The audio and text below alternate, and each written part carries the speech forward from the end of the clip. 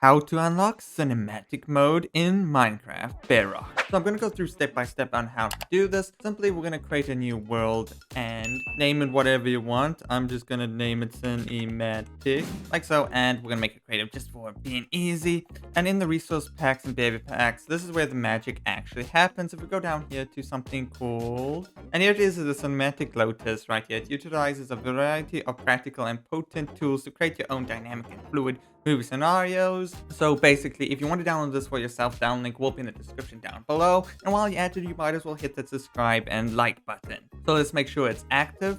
And in the behavior packs, it will automatically apply for you. Just make sure it's active nonetheless. And I'm not too sure if you need any experimental gameplay features enabled, but I'd rather be safe than sorry, so just enable all these features like so, and then generate the world. Now, of course, this is going to be a very bare bones tutorial. You guys can experiment and become the real pros. I'm not smart enough for that. So to actually start your adventure into making dynamic movies in Minecraft, all I need to do is /function, if I could actually spell right, and then you just say start. And then once that's done, you click start. It gives you all this stuff here. It says /function help if you need some help for a start guide. And send command block, feedback, game rules, and game rules are set to false. So just to tell you that it doesn't spam your screen. You might also notice that we have a bunch of tools and items in our inventory. Well, this is how you actually set it up. The beginning one is the resume clip. Now we don't have any clips, so it'll just say an error.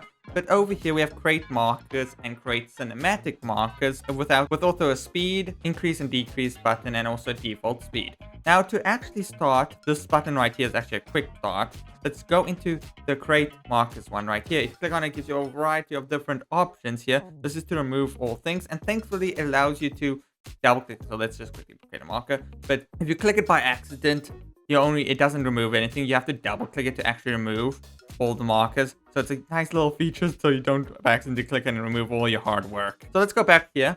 Now you have different types of markers. You've got the create cinematic marker. We've got the focus point. Now you need the cinematic markers and the focus point. You need at least 2 cinematic markers and 1 focus point to actually make the thing work.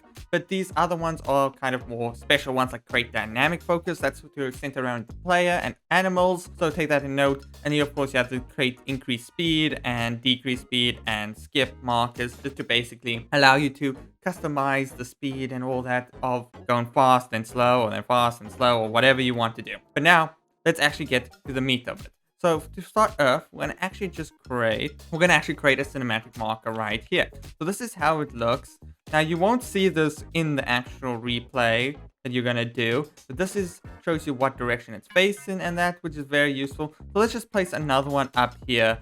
As you can see, that's how they look. Now, if you were to click the resume clip, you can see that we're missing one thing. We're missing a focus marker. So if we go into here and we add a focus point right here, that will turn all these markers to focus on that. Now we have everything that's needed to actually start the clip. So if we click here, you can see that we're slowly going to the other marker. You can also reveal the markers. So if you want to kind of specifically see where the markers are, you can hide the markers again. You can increase the speed to 10 or decrease the speed to 1. So to incredibly, 0. Oh, it looks like I have removed the focus point. That brings me on to the next thing. To actually remove specific points and not everything with this scary button right here, you just need to click on it twice and then it gets rid of it. So it's very easy to get rid of it in case you make a simple mistake and you just want to fix it. But let's go back to what I was saying about the speed. So if we go back here, you can decrease the speed all the way to 0. So now this is the slowest speed. So of course, if you F1, this is how it looks. It looks beautiful. It's very nice and cinematic. The slower the speed, the better fluidity it is, or better looks as more cinematic. The faster it is, you kind of get a more jarring, teleportation kind of effect if you see the trees and that. So I recommend recording slow speed and then just speeding up in the editing software to make it look very clean. Now, if you're asking what this one does here in the inventory here, that's just a quick shortcut to create cinematic markers. So it's nice and easy to place down. And you don't have to go into this place to click this one to create markers. And yeah, so it's a very nice shortcut to making this look very nice. Quick shortcut to make ease of access, basically. And this will always be satisfying, just seeing all of it, of your hard work, disappear.